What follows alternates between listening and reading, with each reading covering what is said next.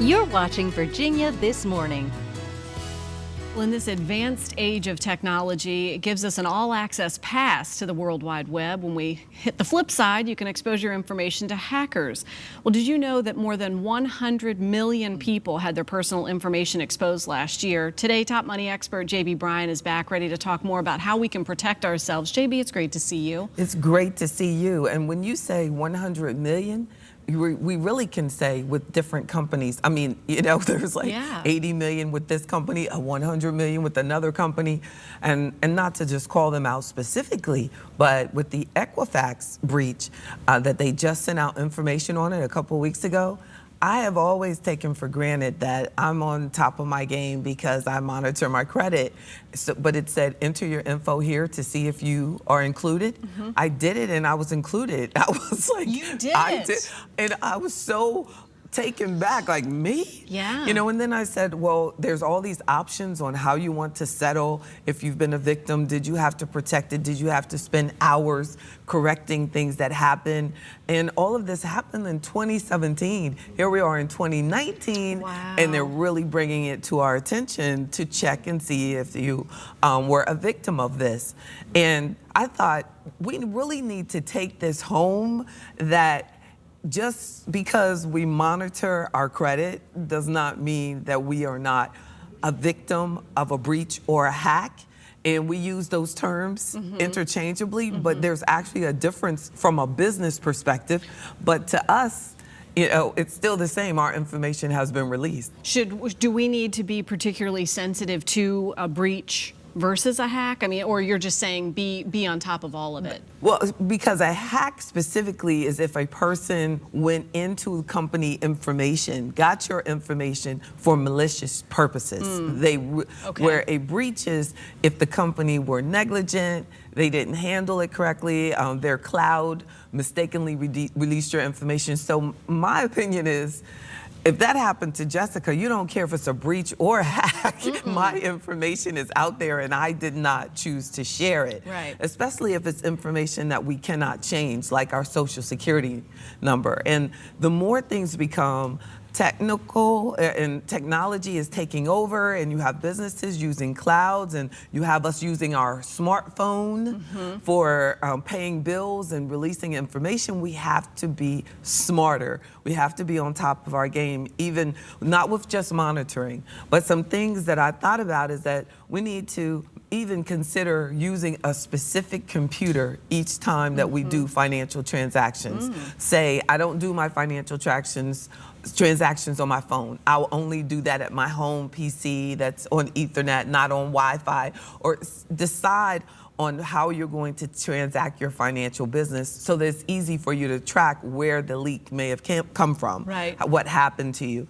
And then consider, if these things happen to you, make sure that you're more careful with your Wi-Fi. Make sure you take off when you have someone's taken your identity or your email is taken over, for example.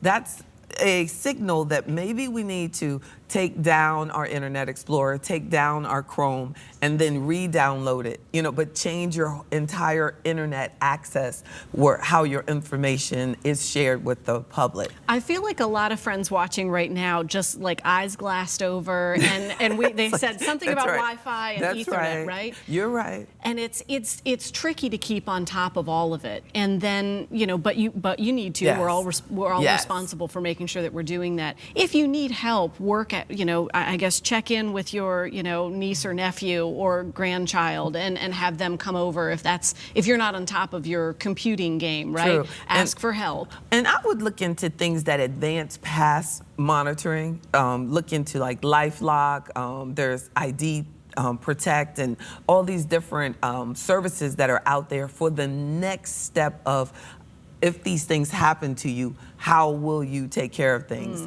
If you don't do it on your own, the bottom line is you have to have a copy and picture of all of your cards, front and back, because now that code on the back, so don't just do the front of your credit cards and think it's enough. Have information on everything. And if you don't want to keep that yourself, then you have to look into a LifeLock type of company where they will take the monitoring to another level, so that if you are a victim, then this is how you can easily protect yourself. This happened to me last summer, and money just spirited away, like into, and when I was looking, I thought, well, did my spouse, is there a check that I'm not aware of? That's I mean, right. this actually happened in a bank account. So number one, don't be ashamed, right? Like, That's monitor right. that stuff. It's as simple as monitoring That's your right. account and levels. I had a neighbor that went through that, and they were taking money out of her investment account from a major financial institution. It was a breach inside the company. And it was amazing to me that she stayed with the same company. Right. I was like, but you need to be on top of your game for your account, because that company had no idea what was going on, and she had a debit that was being taken out regularly. When you're in that situation, you have a freeze versus a lock on credit. Again, a subtle difference, Thank you. or what's the? Thank you. Basically, freeze, think free. So if you do, it's free, and generally the locks will come with a fee. Okay. So you'll have to pay for the lock. But it also seems that a lock is more convenient to turn off. You may have a PIN number or a particular app where you can turn it off and on. But realizing that you are basically saying no new accounts can be made using my Social Security number. And for people like myself who have been a victim of these companies who have said, check here to see if your information has been shared, then definitely we need to consider a freeze or a lock, because the monitoring is not going to stop the artificial or fake account to be open. Just because we're monitoring it doesn't stop You're someone still watching from it spiriting using away. it. That's right. So let's be careful. Don't think because you're monitoring like I did that will stop your information from being shared, because there's major companies like that was Equifax, and that I'm not even doing business with, but they're collecting our information. Right. Great insight. Thank you, JB. Thank you. Closed networks. Thank you. Make sure you use a closed network and monitor everything and be lock organized. it down. JB Bryan offers free money seminars every Wednesday at noon and Sunday evenings as well. Pre-registration is required. You'll find a link to all the information, WTVR.com/VTM. Stay tuned. Virginia This Morning returns right after this quick break.